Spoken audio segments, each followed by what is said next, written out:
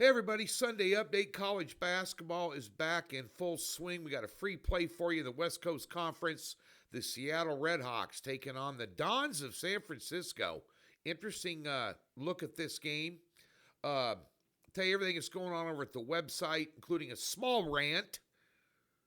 But let's get to this game here. I like Seattle in this game, minus the 2.5. They're at home. This isn't the same San Francisco team they were last year. Their best player jumped in the portal. He's playing for Virginia now. Seattle is a team that a very sharp sports bettor who covers the West Coast Conference and the Mountain West Conference almost exclusively. He lives out in Vegas. I've known him for years. But he told me beginning of the year, Seattle was a team you need to look out for. Obviously, everybody in the West Coast Conference is playing for second place because Gonzaga is just that much better than everybody, including St. Mary's this year. He said Seattle was a team that could vie for second place. Well, they've got wins over Stanford and Washington. I watched them in the Washington game. Maldonado will be the best player on the floor tonight. He plays for Seattle. This guard can knock down threes. I think he's hitting 46% on the year. This guy can knock. They got a 7-footer in there, and Maurer. They got some good. It's a good team. The power rating has Stanford about right where the line should be for a home team. I like them tonight. They're begging you to take San Francisco. You know, they've notoriously been kind of a third or fourth place team in this conference forever and always give everybody a ball game. I get it. They got a good coach. But I like this Seattle team tonight. In a little bit of a surprise, even though they're laying 2.5, you might want to sneak in on the money line. They've had 2 losses this year by 2 points and 3 points. One to Cal Poly and one to UC Santa Barbara. So they're very tight ball games.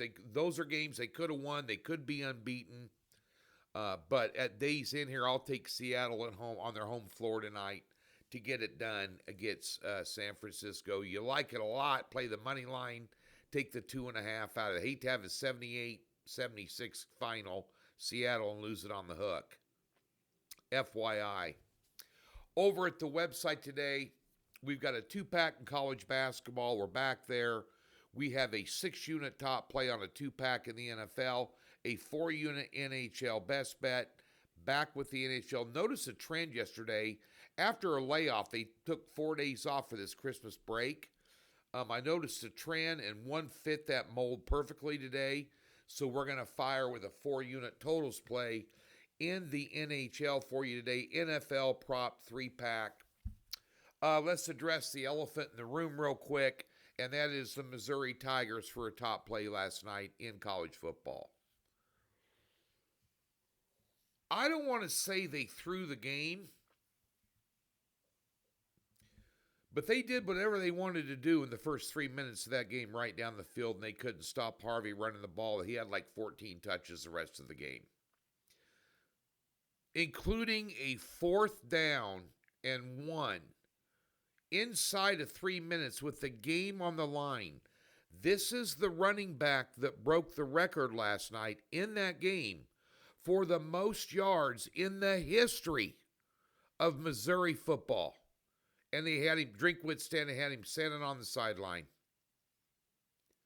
I don't know whether he did something during the game to piss off the coaching staff or whatever, but they made him a non-factor after he broke a 45-yarder on the first series of the game and ran through about 8 tackles, and they couldn't stop him. And then they made him a non-factor and had a second-string quarterback trying to throw the ball all over the place.